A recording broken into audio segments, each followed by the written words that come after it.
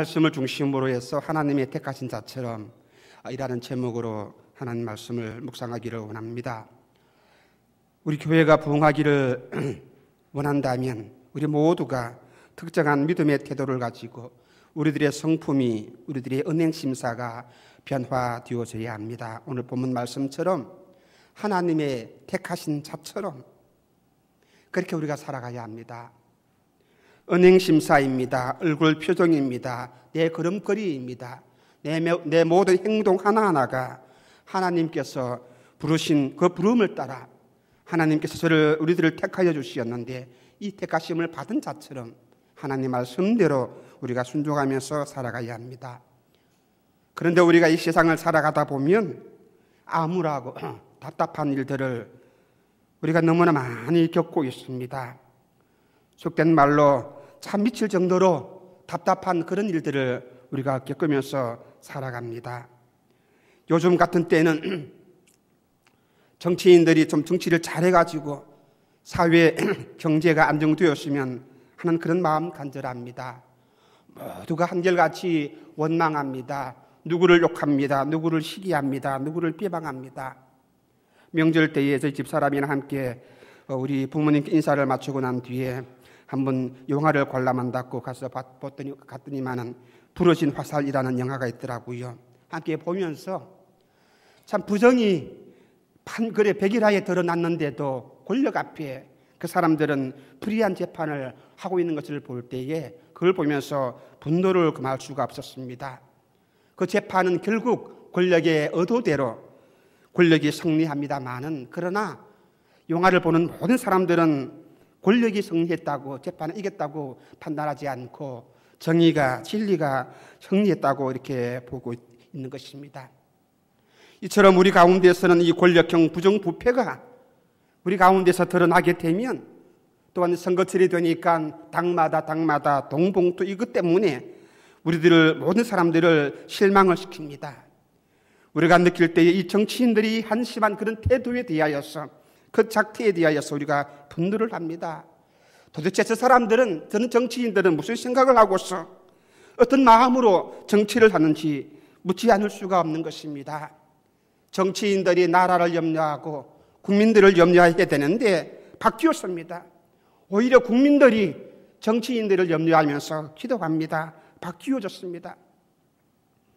과연 이 정치인들의 머리 안에는 무엇이 있는지 그저 한심하기 짝이 없는 건 그렇게 보일 수가 있습니다.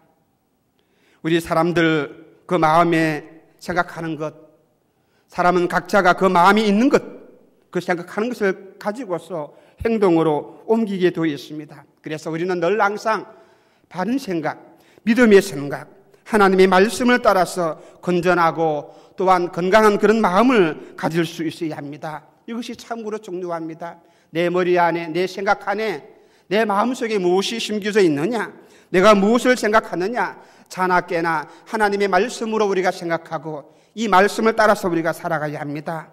그런데 믿지 않는 사람들 또한 일반 사람들 그 마음속에는 무엇이 있습니까? 선한 것을 찾기보다는 오직 자기 자신만을 생각합니다. 자기의 이익만을 생각합니다. 그렇기 때문에 악의 죄악에 물들기가 쉽다는 것입니다. 우리가 너무나 잘 아는 로마서 1장 21절 말씀입니다. 함께 한번 읽어보도록 하시겠습니다. 하나님을 알되 하나님으로 영화롭게도 아니하며 감사치도 아니하고 오히려 그 생각이 허망하여지고 미련한 마음이 어두워졌나니 그렇게 말합니다. 하나님을 알지 못하는 사람들 그 마음속에 있는 것입니다. 어쩌면 저와 여러분의 마음속에도 하나님께 기도하고 있지만은 그들과 똑같이 이런 생각, 이런 마음이 우리에게도 있을 줄로 압니다. 그래서 이 골로새서 1장 2장 이 내용은 예수님의 은혜로 말미암아 구원을 얻은 우리 성도들이 하나님과의 새로운 관계를 말씀해 주고 있는 것입니다. 다시 말한다면 구원받은 성도들이 이 세상에서 살아갈 때에 어떤 마음으로 어떤 자세를 가지고 살아야 하느냐, 어떤 가치관을 가지고 살아가야 할 것인가를 말씀해 주고 있는 것입니다. 우리 성도들의 이 삶의 태도, 하나님의 자녀들이 가질 수 있는 이 생활의 가치관에 대하여서 분명히 말씀해 주고 있습니다. 우리 성도들은 날마다 예수로 단장하는 삶을 살아야 합니다. 하나님의 말씀으로 무장하는 삶을 살아야 합니다. 예수로 옷을 입는 그런 삶을 살아야 합니다. 오늘 우리 본문 12절 말씀을 함께 보도록 하겠습니다. 이 12절 말씀은 우리 성도들이 마땅히 지내야 할 그런 성품들을 말합니다. 한번 같이 읽어보도록 하십시다. 그러므로 너희는 하나님의 택하신 거룩하고 사랑하신 자처럼 긍휼과 자비와 겸손과 온유와 오래 참음을 옷 입고 그렇게 말씀을 합니다. 하나님의 택하신 거룩하고 사랑하신 자처럼 긍휼, 자비, 겸손, 온유, 오래 참음을 어떻게 해요? 옷을 입어라. 이렇게 비유를 합니다. 옷을 입는 대로 비유를 합니다. 우리가 좋은 옷을, 이쁜 옷을, 아름다운 옷을 입으면 모든 사람들에게 인정을 받습니다. 존경을 받습니다. 이쁘게 보이려고 합니다. 그것처럼 우리 성도들의 모습 속에서는 하나님의 이 마음을, 예수님의 마음을 옷 입듯이 입어서 모든 사람들에게 보이도록, 모든 사람들이 알 수 있을 정도로 나타나야 합니다. 이 모든 성품들은 무엇입니까? 어떻게 보면 이 사랑에 대한 다양한 표현이라고 생각할 수가 있습니다. 긍휼이 무엇입니까? 어려움을 겪고 있는 사람에게 나타나는 그런 동정심을 우리가 생각할 수가 있습니다. 컴패션입니다. 어렵고 힘든 사람들에게 찾아가서 하나님의 사랑으로 그들에게 다시 한번 증거해주고 위로해주는 그런 마음을 말합니다. 이웃을 긍휼히 여기는 그런 마음, 주님께서도 우리에게 말씀해 주었습니다. 긍휼히 여기는 그런 사람들은 복을 받는다 말씀하였습니다. 마태복음 5장 7절 말씀입니다. 긍휼히 여기는 자는 복이 있나니 저희가 긍휼히 여김을 받을 것이며, 우리 믿는 사람에게 반드시 나타나야 할 성품입니다. 긍휼입니다. 누가 뭐라 해도 하나님의 사랑을 입은 사람들은 한결같이 긍휼이 나타나야 합니다. 어려운 사람들을 볼 때마다, 죄악에 빠져가는 사람들을 볼 때마다 불쌍히 여기는 마음입니다. 주님께서는 복음을 증거하실 때에 고통을 겪고 있는 사람들에게, 죽음을 맛보고 있는 사람들에게, 질병에 시달리고 있는 사람들을 볼 때마다 민망히 여기시고 애통하는 마음을 가지시고 그들에게 다가가서 만져주시고 위로하시고 치료해 준 것을 우리는 잘 압니다. 긍휼입니다. 뿐만 아니라 자비를 말씀합니다. 자비가 무엇입니까? 친절함입니다. 상냥한 그런 마음입니다. 긍휼과 자비, 이 연민의 뜨거운 동정심과 부드러움으로 어렵고 힘든 일을 겪는 사람들에게, 고난당하는 사람들에게 찾아가서 하나님의 사랑을 증거하고 하나님의 사랑으로 그들의 앞에서 단장하는 그런 마음입니다. 겸손이에요. 이 겸손이라는 말은 본래 노예들에게, 그 노예들이 비천하게 살아가는 그런 것을 얘기할 때 쓰는 단어였는데, 신학에 쓰는 이 말씀을 서면서 이웃을 섬기는 그런 사랑의 정신으로 우리에게 말씀해 주고 있는 것입니다. 겸손은 주님의 마음이에요. 겸손은 주님의 모습입니다. 항상 우리 성도들의 마음속에는 자나깨나 무엇입니까? 겸손입니다. 주님처럼 겸손입니다.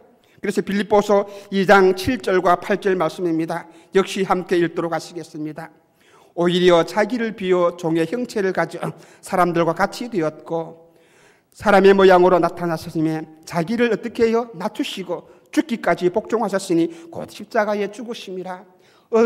어디까지 내려갔습니까? 이 겸손의 그 자리가 어디까지 갑니까? 십자가에 죽는 데까지.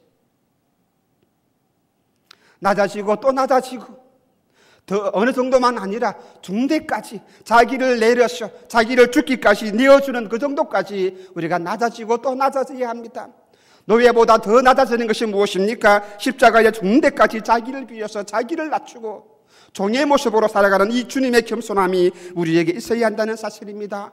그런데 우리는 날마다 겸손이 아니라 네가 잘났고 내가 잘났고 자기를 자랑하고 자기를 뽐내고 자기 학교를 자랑하고 자기 가문을 자랑하고 내가 믿은 이 예수를 믿은 연도를 자랑하고 이 교회 내가 얼마나 다녔는데 내가 얼마나 예수를 믿었는데 이것을 자랑합니다. 낮추어야 합니다. 겸손해야 합니다. 이 겸손으로 주님께서는 우리에게 옷을 입어라 그렇게 말씀을 합니다. 온유함이라 그렇게 말씀합니다. 온유가 무엇입니까? 무리하지 말라 그 말입니다. 거친 태도를 보이지 말라 그 말입니다. 남들이 다른 사람이 잘 몰라가지고 실수를 했을 때에 우리는 분을 내고 또한 그 사람에게 다가가서 화를 내면서 왜 그렇게 했느냐 하면서 따집니다. 아닙니다. 무리하지 말아야 합니다. 거친 태도를 보이지 말아야 합니다. 무엇을 보여야 합니까? 관용입니다. 온유라는 말 다른 말로 관용이에요. 구약에서는 모세가 이 온유한 사람의 대표자입니다. 그래서 민수기 12장 3절에서는 말하기를 이 사람 모세는 온유함이 지면의 모든 사람보다 성하더라. 지면에 있는 이 세상에 있는 모든 사람들보다도 모세는 가장 온유한 사람이라 그랬습니다.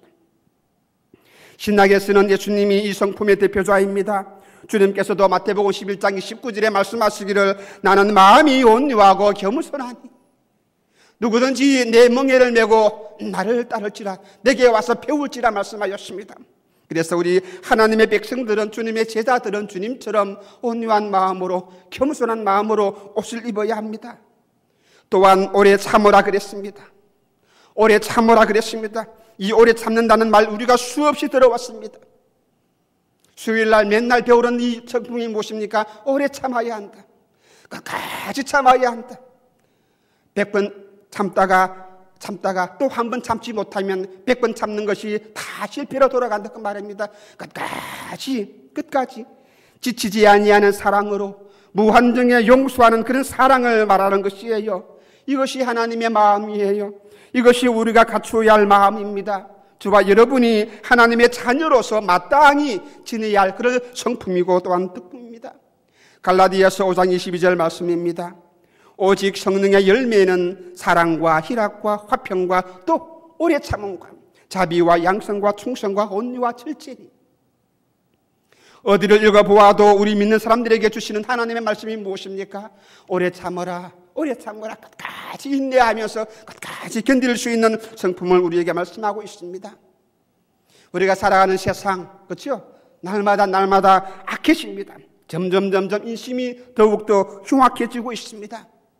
하나님을 믿는 우리 교회 믿는 사람들을 핍박하고 교회를 핍박하고 교회를 욕하고 기독교라 그러고 목사를 독사라 그러고 얼마나 많은 핍박들이 있습니까? 이런 세상에서 우리가 살아갑니다. 또한 바쁜 도시 생활 가운데서도 우리들의 마음이, 우리들의 생각이, 우리들의 모든 모습들이 그야말로 광야에서 독착처럼 그렇게 독을 뿜고 살아가는 것이 우리 성도들입니다. 이런 세상에서 때로는 우리 성도들이 외로움 속에서 그들과 다르게 살아가기 때문에 힘들고 어렵지만은 그러나 우리는 이런 세상에서도 이 악한 세상에서 살아갈 때에 이 광야 같은 세상에서 살아갈 때에 우리가 잊지 말아야 할 것이 우리에게서 나에게서 예수님의 향기가 나타나야 합니다. 특정한 태도가 나타나야 한다는 것입니다.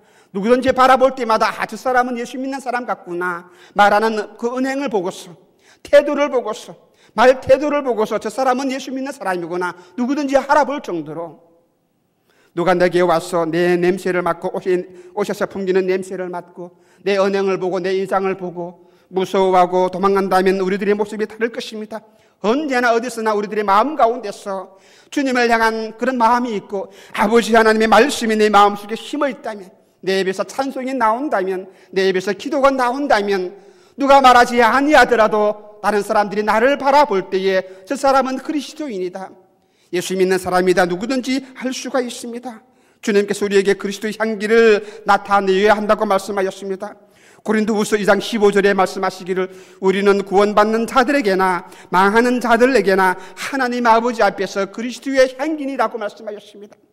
그리스도의 향기라. 고린도서에서 이 그리스도의 향기라는 말은 참 특별한 의미가 있습니다. 이 아테네 전쟁 때에 전쟁에서 승리한 사람들은 포로들을 또한 전쟁에서 빼앗은 모든 전리품들을 가지고 자기들의 그 성에 입성을 합니다. 입성을 할 때에 맨 앞에 장군이 들어오고 그 다음에 군사들이 들어오고 또한 나팔수들이 앞에서 군악을 울리면서 힘차게 승리의 계승가를 부르면서 들어옵니다. 들어오고 나면은 뒤에 포로들이 끌려옵니다. 전리품들을 다 함께 싣고 옵니다. 이 모든 진열들이 들어올 때에 왕 앞에서 승리의 보고를 하게 되어 있습니다. 승리를 보고하고 나면은 이제는 하나님 자기들이 섬기는 신에게 제사를 드립니다. 승리했다고 감사의 제사를 드리는 거예요. 그 제사를 드릴 때에 향을 피운다고 합니다.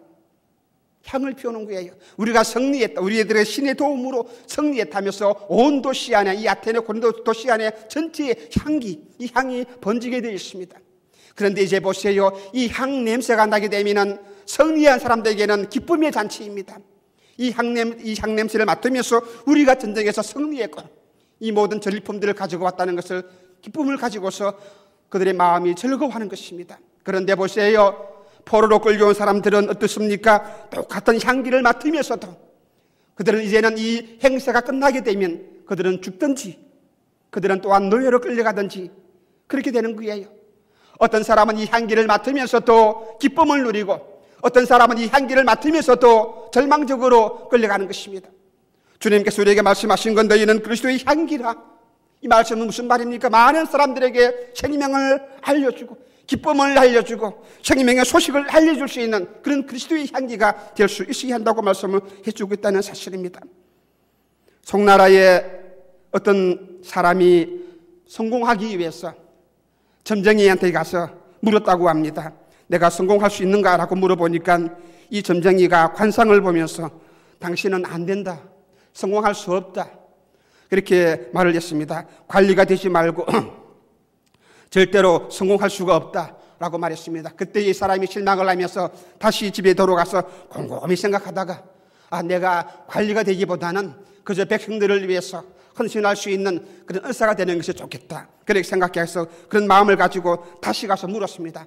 내가 의사가 되려고 하는데 내 얼굴 관상을 보고서 한번 말을 해주시기를 바랍니다. 그렇게 말을 하면서 물었습니다. 그래서 점쟁이가 물었습니다. 왜 당신은 의사가 되려고 합니까? 불쌍한 사람들을 좀 돌봐주기 위해서, 그들을 고쳐주기 위해서 내가 의사가 되기를 원합니다. 그렇게 말하니까 이 점쟁이가 말하기를 당신은 관리가 되시기를 바랍니다. 관리가 될 수 있습니다. 의사가 아니라 높은 사람이 될 수 있다. 그렇게 말을 했습니다. 그래서 이 사람이 다시 물었습니다. 지난번에 왔을 때에는 내가 절대로 관리가 될 수 없다고 말했는데 이번에는 왜 다시 한번 될 수 있다고 말을 합니까? 지난번에 당신이 얼굴을 볼 때에, 관상을 볼 때에는 절대로 관리가 될 수가 없는데 그 마음의 심상을 보니까, 마음가짐을 보니까 얼마든지 관리가 될 수가 있다. 높은 사람이 될 수 있다. 그렇게 말을 했다고 합니다. 그래요. 우리들의 겉모습은 비록 초라하지만은 내 마음 안에, 우리 마음 안에 무엇이 심겨져 있느냐, 내 마음속에 내가 무엇을 생각하느냐, 그것입니다. 하나님의 말씀을 따라 하나님의 말씀에 순종하고 말씀이 내 마음속에 뿌리가 되어서 씨에 뿌려져서 그것이 깊이 뿌리를 내리고 그 마음속에서 기쁨이 솟아나고 말씀의 열매가 맺혀지게 되면 내 모든 생활에서 하나님이 약속하신 대로 그런 축복과 평강을 누릴 수 있다는 사실입니다. 베드로후서 1장 5절부터 7절 말씀입니다. 다 같이 한번 읽도록 하시겠습니다. 이러므로 너희가 더욱 힘써 너희 믿음의 덕의 지식을, 지식의 절제를, 절제의 인내를, 인내의 경건의 형제 우애를, 형제 우애의 무엇을? 사랑을 공급하라 그랬습니다. 힘써라. 힘써 너희 믿음의 덕의 지식을, 지식의 절제를, 절제의 인내를, 인내의 경건을, 경건의 형제 우애를, 형제 우애의 무엇을요? 사랑입니다. 사랑입니다. 이 모든 것 위에 사랑입니다. 사랑이 빠져버리면 이 모든 덕성에 소용이 없습니다. 내가 온유하고 내가 관용을 베풀고 내가 사랑을 베풀고 내가 용서를 베풀고 내가 인내했지만 그 가운데 사랑이 첨가되지 아니한다면 아무 소용이 없습니다. 사랑입니다. 사랑을 공급하라. 형제 우애의 사랑을 공급하라. 여행을 다니보면서 부자 나라하고 가난한 나라하고 다니보면 참 그 나라의 문화가 다릅니다. 가난한 나라 사람들은 생각이 다르더라고요. 어차피 우리는 가난하게 살 수밖에 없다. 그러면서 그것을 당연히 받아들이고 자기 가난한 그 모든 생활들을 그냥 해나갑니다. 천연덕스럽게 내가 마땅히 지고 가야 할 짐이다. 나는 이렇게 죽을 수밖에 없다. 이렇게 살다가 죽을 것이다. 그렇게 생각하면서 살아갑니다. 그런데 부자 나라는 그것이 아닙니다. 생각이 다르더라고요. 마음이 다르더라고요. 개척정신이 있습니다. 무엇인가를 다시 한번 창조하려고 하는 그런 창조적인 정신이 있더라고요. 우리나라에도 그렇죠. 많이 달라졌습니다. 우리나라 옛날에는 충효 사상이 있었고 또한 홍익인간 그런 사상이 있었는데 이제는 이 모든 것들이 다 잃어버립니다. 없습니다. 학교마다 학생들이 선생님을 존경합니까? 어디 가도 또한 길거리에 나가도 젊은이들이 그 어른들을 존경합니까? 이 모든 것 다 잃어버리고 가는 것을 우리가 볼 수가 있습니다. 무분별하게 모든 외국 나라의 그런 문화들을 수입을 해가지고 우리나라 생각이 없어요. 우리나라 색깔이 없는 것을 볼 수가 있습니다. 사상적인 그런 혼란이 지금 우리나라 안에 많이 있는 것을 볼 수가 있는 것입니다.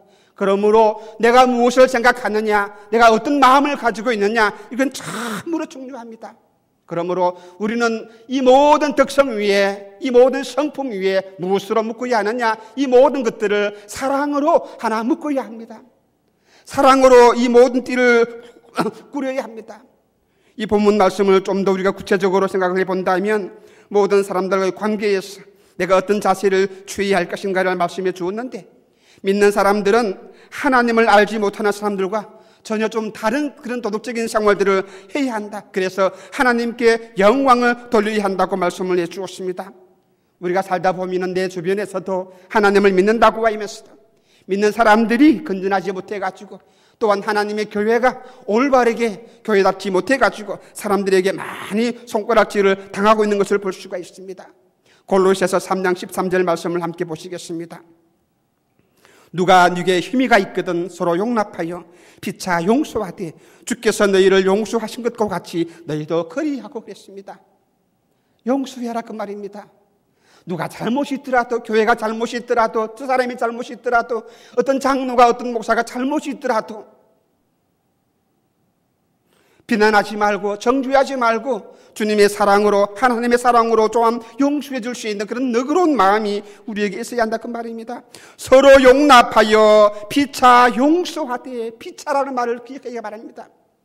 우리가 하나님께 용서받은 사람이에요. 저와 여러분이 하나님께 사랑을 받은 사람이에요. 서로를 인정할 수 있고 서로를 이해할 수 있는 그런 사람이 되어야 합니다. 상대방이 어떻게 나오든지 그저 하나님의 마음으로, 하나님의 사랑으로 대할 수 있어야 하는 것입니다. 이 용서는 무엇입니까? 용서는 다른 말로 한다면 은혜를 베푸는 태도예요. 하나님의 은혜를, 내가 하나님께 받은 그 은혜를 또한 그 사람들에게 다시 한번 나누어 주는 것이 용서입니다. 용서는 끝없이 주님께서 너희를 용서하신 것과 같이 너희도 어떻게 해요? 그리하라. 내가 하나님께 용서를 받지 못했다면 저도 여러분도 이 시간에 이 자리에 앉아 있을 수가 없을 것입니다. 그런데 우리는 아무 조건 없이 하나님께 은혜를 받았고 용서함을 받았습니다. 뿐만 아니라 내가 지은 모든 죄악들을 주님께서는 깊은 바다에 빠뜨리우시고 다시는 기억지 아니하고 생각하지 아니한다는 그런 은혜와 사랑을 받았습니다. 이런 사랑에 대한 이 모든 미덕들 무엇입니까? 주님께서는 우리에게 베풀어 주셨고 우리에게 은혜로 나누어 주었습니다. 우리가 이 사랑을 어떻게 실천할 수가 있습니까? 이 사랑을 어떻게 내가 행할 수가 있습니까? 그것은 주님께 대한 신앙이 굳게 바르게 있어야 합니다. 하나님을 향한 그 신앙이 바르게 있어야 합니다. 내가 하나님을 의지하고 내가 하나님께 용서를 받았고 내가 하나님께 사랑을 받았다는 그 믿음, 이 믿음이 진실하다면 누구를 용서하지 못할 그런 일은 아무도 없을 것입니다. 어떤 사람이라도 다 용서할 수가 있을 것입니다. 주님 앞에서 내가 용서받고 그대로 남을 용서하는 사람만이 바로 이런 사랑의 미덕을 행할 수가 있는 것입니다. 이것은 주님께서 친히 가르치신 바라 그랬습니다. 또한 실행하신 바라 그랬습니다. 주님이 본을 보여주셨고 주님께서 바로 친히 우리에게 가르쳐 주었습니다. 그래서 우리에게 분쟁을 멈추게 하는 것 무엇입니까? 그것은 하나님의 사랑이에요. 하나님의 평강이 그 안에 있을 때에, 하나님의 사랑이 그 안에 있을 때에 이 모든 분쟁을 잠재울 수가 있는 것입니다. 모든 불화 멈추게 하는 것이 무엇입니까? 하나님의 사랑밖에 없는 것입니다. 골로새서 3장 14절 말씀을 보시겠습니다. 다 같이 다시 한번 한 목소리로 크게 읽도록 하시겠습니다. 이 모든 것 위에 사랑을 더하라. 이는 온전하게 매는 띠라 그랬습니다. 이 모든 것 위에 무엇을요? 사랑을 더하라 그랬습니다. 사랑은 이 모든 성품들을 하나로 모아주는 것입니다. 우리 기독교 윤리가 무엇입니까? 한마디로 말한다면 사랑입니다. 사랑이 없이는 모든 덕목들 완전하지 못하게 될 것입니다. 오랫동안 지속할 수가 없을 것입니다. 사랑이 없다면 이 모든 성품들이 열매를 맺지 못할 것입니다. 이 사랑이라는 것 그저 사랑이 아니라 그저 우리가 생각하는 그런 인간적인 사랑이 아니라 하나님의 무조건적인 그런 사랑입니다. 이 사랑으로 어떻게 해요? 띠를 내라 그러면 띠를 묶으라 그 말입니다. 이 모든 성품 위에 사랑이 첨가되어져야 합니다. 사랑은 다른 성품들이 올바르게 나타낼 수 있도록 하나로 묶어주는 것입니다. 또한 올바르게 역사할 수 있도록 그 원동력이 될 수 있게 하는 것이 바로 이 사랑입니다. 이는 온전하게 매는 띠라 그렇게 말합니다. 12절 말씀에도 우리에게 하나님의 자녀들은 사랑을 입은 자처럼 옷을 입어라 그렇게 말씀을 했고, 오늘 본문에서도 온전하게 매는 띠라 그렇게 말씀을 합니다. 이 띠는 무엇을 말합니까? 옷을 하나 둘 입었으면 이 옷이 흐트러지지 아니하도록 단단하게 하도록 하는 것이 바로 띠입니다. 윗돌이 아랫돌이 모든 것이 단단하게 묶을 수 있는 것이 무엇입니까? 단단하게 만들 수 있는 것이 무엇입니까? 바로 이 띠입니다. 그래서 이 사랑의 띠로 하나님께 받은 이 사랑의 띠로, 내가 하나님께 받은 이 은혜의 띠로 온전히 하나로 묶어서 이 모든 성품들이 다른 데 흩어지지 아니하도록 온전하게 묶을 수 있어야 한다고 말씀해 주었습니다. 농촌의 어떤 성도가 농사를 지으면서 가물은 그런 때였는데 논에다가 물을 데워야 합니다. 그래서 이 농부는 밤새 물을 퍼올려서 자기 논에 물을 다 가득가득 채웠습니다. 그런데 그 밑에 바로 이웃집 동네 사람 논이 있는 거예요. 근데 자기가 물을 퍼올려서 자기 논에 물을 가득 채웠는데 이튿날 일어나서 보니까 자기 논에 물이 없어져 버렸습니다. 보니까 그 아랫논에 그 사람이 자기 논에 있는 물을 다 빼가지고 자기 논에다가 채웠습니다. 한 분은 봐줬습니다. 그 다음날 또 다시 밤새도록 논에 물을 채웠고 그 이튿날 나가보니까 또 역시 마찬가지였습니다. 물을 다 빼앗겼습니다.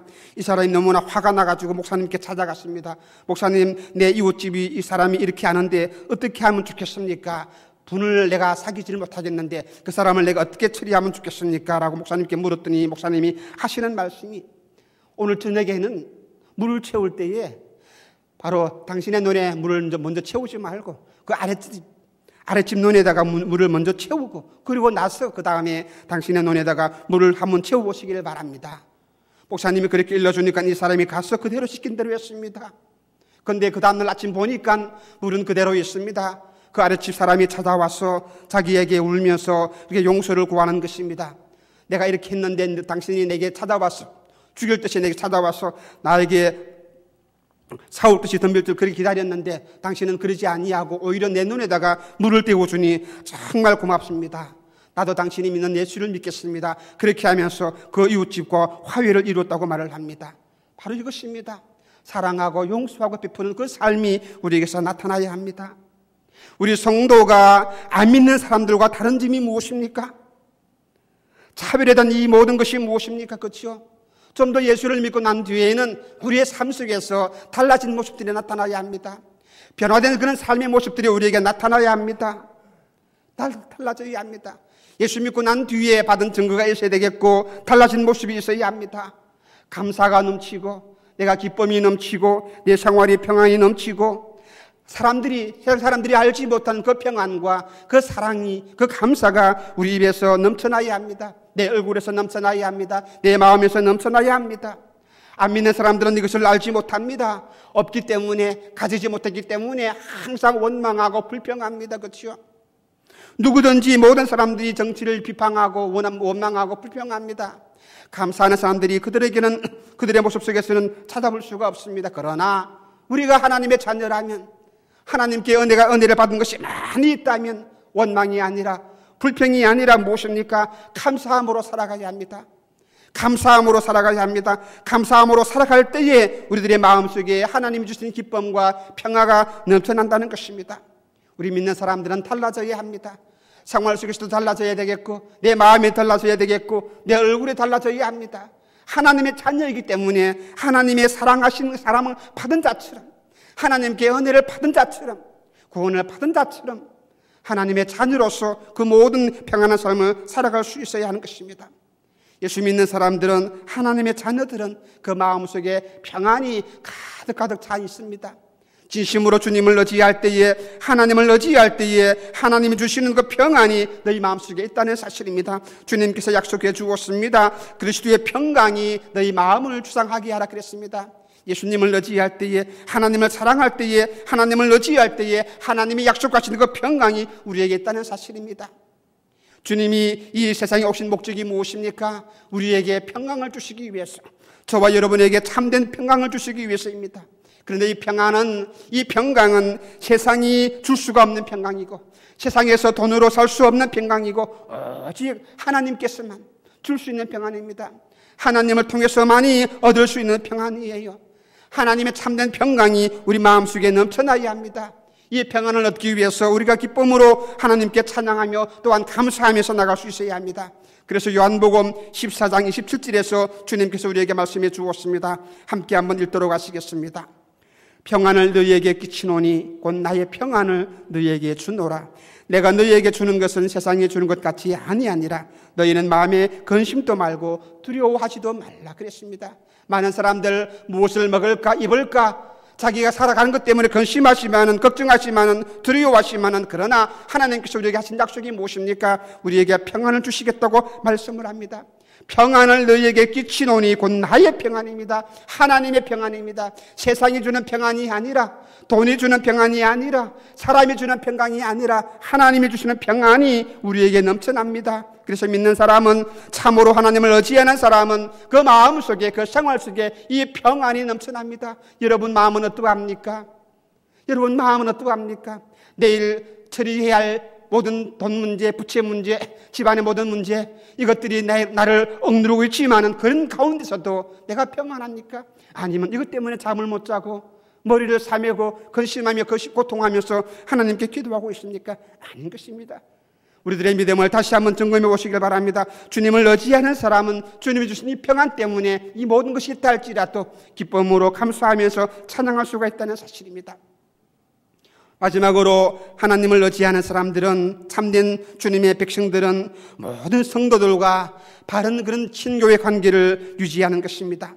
우리나라 속담에 이웃사촌이라는 말이 있습니다. 그래서 우리 교회에서는 예수님 안에서 모두를 서로 또한 형제요, 자매요, 또는 어머니요, 모친이요 이렇게 부르게 되어 있는 것입니다. 뭐 때문입니까? 하나님을 한 아버지로 신앙하고 섬기기 때문에 우리는 그렇게 부를 수가 있는 것입니다. 그래서 성도들은 교제를 통해서, 성도의 교제를 통해서 또한 그 행복과 평안을 함께 누릴 수가 있는 것입니다. 이 교제가 얼마나 중요합니까? 우리 사도신경에서도 성도가 서로 교제하는 것과 이걸 빠뜨리지 아니합니다. 우리가 힘들 때에, 우리가 고달플 때에, 내가 기쁠 때에, 내가 슬플 때에 함께 우리가 기도하며 함께 기쁨을 나눌 수 있는 그런 교제가 우리 교회 안에서 잘 이루어져야 합니다. 시편 133편 1절 말씀을 함께 읽도록 하시겠습니다. 형제가 연합하여 동거함이 어찌 그리 선하고 아름다운 것 그랬습니다. 여기 형제가 무엇입니까? 하나님의 백성들을 말합니다. 하나님의 자녀들을 말하는 것입니다. 연합한다는 말입니다. 이 연합한다는 말은 그저 손잡고 함께 이렇게 교제를 나누는 그런 정도가 아니라, 여기서 원어를 보게 되니까 그냥 종이 두 장에다가 본드로 딱 붙여버리는 것, 본드로 붙이게 되면 절대로 떨어지지 못합니다. 그것을 강제로 떼게 되면 찢어집니다. 풀로 붙이게 되면 뗄 수가 있지만은 이렇게 강한 접착력을 가진 것을 가지고 붙이게 되면 떨어지지 아니합니다. 연합한다는 것은 그 정도의 연합을 의미하는 것입니다. 우리 성도의 연합이 무엇입니까? 하나님의 사랑으로 함께 뭉쳐지고 함께 연합합니다. 그래서 우리 교회 안에서는 믿음 있는 친구들, 믿음의 사람들과 함께 기도하고 함께 교제할 수 있는 그런 모습이 있어야 합니다. 우리 목사님이 말씀하신 것처럼 절대로 신앙생활은 혼자서 할 수 없다는 것입니다. 혼자서 해나갈 수가 없는 것입니다. 혼자서 기도할 수가 없는 것입니다. 함께 모여 기도하고, 함께 모여 찬양하고, 함께 모여 예배하고, 자기의 고통을, 자기의 기쁨을 서로 나눌 수 있는 그런 교제, 그런 모습들이 우리에게 있어야 하는 것입니다. 누구를 만났느냐? 만남의 복을 우리가 얼마나 많이 강조합니까? 사기꾼을 만나면 자기가 사기꾼이 될 것이고, 또한 거짓말을 하는 사람들을 만나게 되면 거짓말하게 되고요, 바람 피우는 사람들을 만나게 되면 역시 그렇습니다. 언젠가 여러분들에게 말씀드렸는데, 제가 이렇게 신앙생활을 열심히 하게 된 동기가 무엇입니까? 나를 교회로 인도하신 분이었습니다. 그 자매는 두 분이 얼마나 성실하게 신앙생활을 했는지, 기도하는 것이 이런 것이고, 또한 예배를 드리는 것이 이런 것이고, 성경을 읽는 것이 이런 것이고, 내게 구구절절히 말로서 가르치지는 아니었지만 그의 모습을 통해서, 생활을 통해서 다 보여주었습니다. 새벽기도는 이렇게 나간다, 설화기도는 이렇게 하는 것이다, 예배는 이렇게 드리는 것이다. 말없이 폰으로 그분들은 나에게 다 보여주었습니다. 저는 그것을 보고서 믿음 생활들은, 하나님을 섬기는 것은, 교회에서 헌신하는 것은 저렇게 하는 것이구나 보고서 배웠습니다. 함께 교제하면서, 함께 기도하면서, 그래서 믿음의 친구, 좋은 친구를 만난 것입니다. 감사하셔야 됩니다. 날마다 하나님께 감사하는 생활들이 우리에게 있어야 합니다. 감사하는 사람에게 하나님의 은혜가 풍성하게 임하는 것입니다. 불평, 원망, 이 모든 것들은 하나님의 진노를 받을 수밖에 없는 것입니다. 이스라엘 백성들이 광야에서 하나님의 인도를 받고 하나님의 축복을 받았고 얼마나 놀라운 축복입니까? 그런데도 그들은 하나님께 감사하지 못합니다. 물이 없다고, 고기가 먹고 싶다고 날마다 원망합니다. 우리도 역시 마찬가지일 것입니다. 매 순간 하나님의 은혜로 살아가는데 우리는 가진 것이 없어가지고 내 호주머니가 두둑하게 채워지지 않는다고 해서 우리는 불평합니다. 우리는 염려합니다. 그것 때문에 염려합니다. 아닙니다. 살아온 이 모든 순간이 하나님의 은혜요, 하나님의 축복이기 때문에 우리는 매 순간마다 하나님께 감사해야 합니다. 골로새서 3장 17절 말씀입니다. 또 무엇을 하든지 말에나 일에나 다 주 예수의 이름으로 하고 그를 힘입어 하나님 아버지께 못하라요 감사하라, 그렇게 말씀을 했습니다. 늘 항상 하나님의 은혜를 감사하고 하나님의 사랑을 찬양할 수 있는 그런 입술이 되어야 합니다. 우리 성도들이 그들이 감사하고 또한 자랑하고 이 모든 것을 주님께 드릴 수 있는, 내가 하나님의 백성이 되었기 때문에, 내가 하나님의 자녀가 되었기 때문에 이것을 잊지 아니하고 감사하면서 나갈 수 있어야 합니다. 우리 믿는 사람은 그렇게 생각해야 합니다. 나는 이 사람은 죽었고 이제는 새로운 사람이 내가 되었고 이 새로운 사람으로서 하나님 아버지 앞에서 새롭게 살아갈 수 있는 그런 신앙의 결단이, 그런 모습이 우리에게 있어야 합니다. 옛 사람은 죽었다고 말씀했습니다. 옛 사람의 추한 모습들은 죽었다고 그렇게 말씀을 했습니다. 그런데 이것들이 이제는 내게서 다시는 일어나지 아니하도록 날마다 나 자신과 싸워서 나를 죽이고 나를 또한 복종시키고 주님 말씀 앞에 무릎 꿇고 나가면서 헌신할 수 있는 그런 믿음의 사람이 되어야 합니다. 오늘 우리의 말씀을 주님께서 기억합니다. 우리에게 말씀하시기를 주님의 사랑으로, 하나님의 사랑으로 우리를 단장하고 옷을 입어라, 그렇게 말씀하셨습니다. 이제 우리는 하나님의 백성이에요.